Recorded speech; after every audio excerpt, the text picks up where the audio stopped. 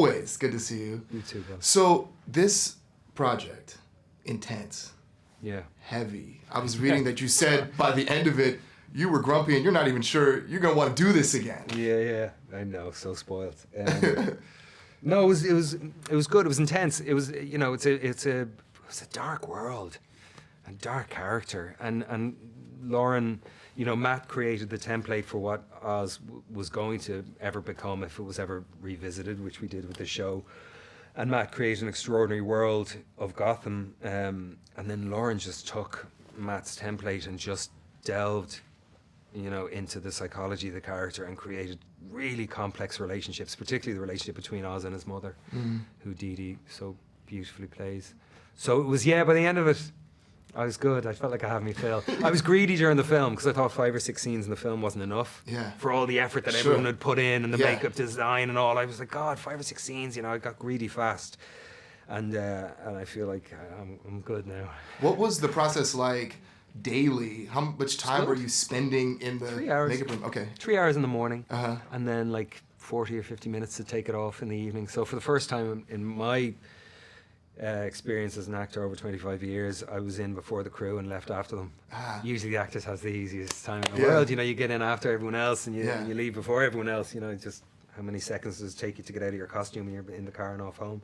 But this time, you know, we were there a couple hours before. There's plenty of crew members on the last day that said that they never met me, like they never met, you know, like which was weird. Yeah, which was weird that just never. Like I worked with them for a year, and we never got to meet like this, which is so strange.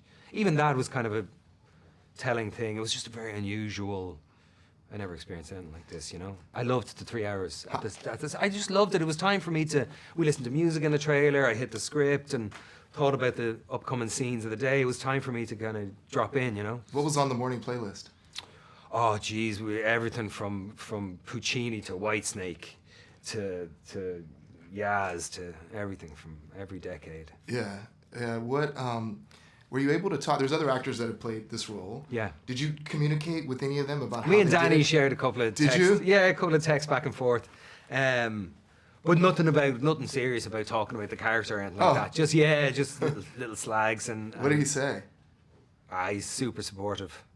DeVito, he's magic, man. Yeah. Yeah, he's super cool. He still thinks his penguin's better than mine, but sure.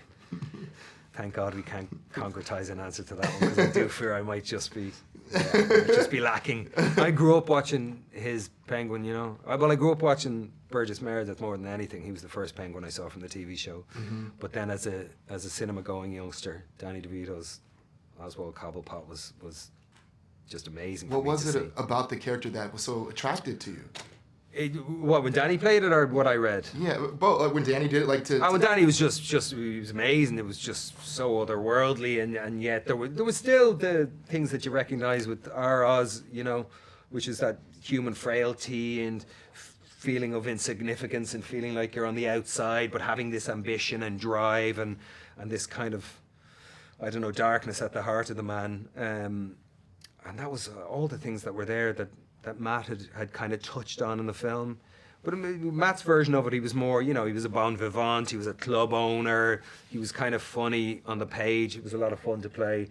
This one really gets to sustain 8 hours of television, you know, really gets to get into the psychology of the character and ask why he is the way he is and how he's going to get to where he dreams he should be going to, you know. How did he impact you?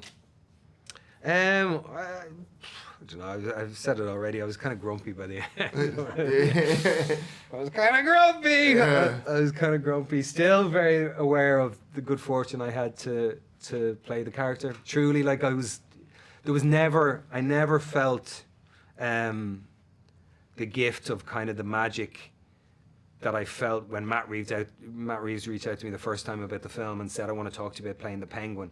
And I got so giddy because of Burgess Meredith and because of Danny DeVito. I got so giddy that I'd be, like I did when I heard they were doing Fantastic Beasts. Like I got, I'm going to play a wizard. I'm going to have a wand. Like I couldn't believe, similar thing, but even more on this because I had a real kind of childlike relationship going back decades to the world of Gotham, and so the idea of getting to play the Penguin, but by the end of it, I was a bit of a grump. I was a bit. I know your kids are some of your biggest critics, and also love your work. What did they say about you in this role? Oh, they're excited. Yeah. Yeah, excited. That's so great. What do you hope the audience takes away? Do you like that question? I don't like or dislike it. I understand why it would be asked, but I've never been able to answer it other than just say if they're entertained. You know, honestly, if they're, I just hope they're engaged. That's all.